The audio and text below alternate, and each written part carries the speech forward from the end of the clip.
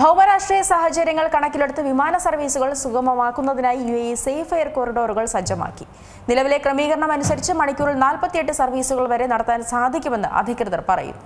ഭൗമരാഷ്ട്രീയ സാഹചര്യങ്ങൾ കണക്കിലെടുത്ത് വിമാന സർവീസുകൾ സുഗമമാക്കുന്നതിനായി UAE സേഫ് എയർ കോറിഡോറുകൾ സജ്ജമാക്കിയെന്ന റിപ്പോർട്ടുകളാണ് പുറത്തുവരുന്നത്. മറ്റു പല വ്യോമപാതകളിലും നിയന്ത്രണങ്ങൾ നിലനിൽക്കുമ്പോഴും അത്യാധുനിക സുരക്ഷാ സംവിധാനങ്ങളിലൂടെ വിമാന ഗതാഗതം ഉറപ്പാക്കാനാണ് UAEയുടെ നീക്കം. പ്രത്യേകം നിശ്ചയിച്ചിട്ടുള്ള സുരക്ഷിത പാതകളിലൂടെ വിമാനങ്ങളെ കടത്തിവിടുന്ന സംവിധാനമാണിത്. യുദ്ധമോ മറ്റു സുരക്ഷാ ഭീഷണികളോ നിലനിൽക്കുന്ന മേഖലകൾക്ക് മുകളിലൂടെയുള്ള പറക്കൽ ഒഴിവാക്കി സുരക്ഷിതമെന്ന് അധികൃതർ വിലയിരുത്തിയ പ്രത്യേക പാതകളിലൂടെ വിമാനങ്ങൾ സഞ്ചരിക്കും. നിലവിലെ ക്രമീകരണം അനുസരിച്ച് മണിക്കൂറിൽ 48 സർവീസുകൾ വരെ നടത്താൻ സാധിക്കുമെന്നാണ് UAE സാമ്പത്തിക മന്ത്രി വ്യക്തമാക്കിയിട്ടുള്ളത്.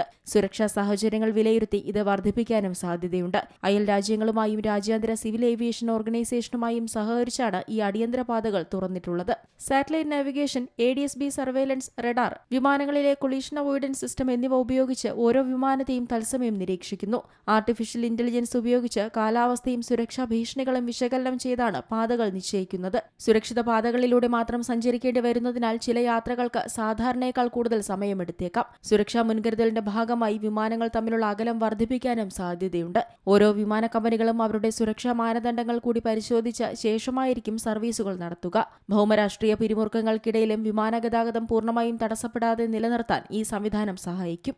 International desk, Zee Malayalam news.